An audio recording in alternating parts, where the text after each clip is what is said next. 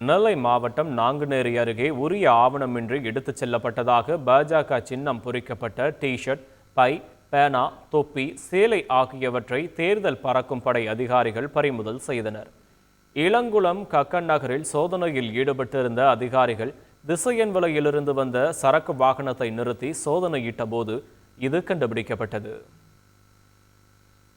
கன்னியாகுமரி மாவட்டம் ஆறுதேசம் கிராம நிர்வாக அலுவலகத்திற்கு உட்பட்ட பகுதிகளில் வசிக்கும் மக்கள் போராட்டத்தில் ஈடுபட்டனர்.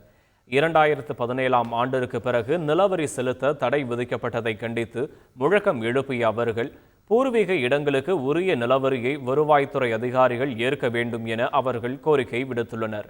கோரிக்கையை நிறைவேற்றவில்லை என்றால் தேர்தலை புறக்கணிக்கப் போவதாக ஊர் மக்கள் அறிவித்துள்ளனர். செய்திகளை உடனுக்குடன் தெரிந்து கொள்ள உடனே சப்ஸ்கிரைப் பண்ணுங்க.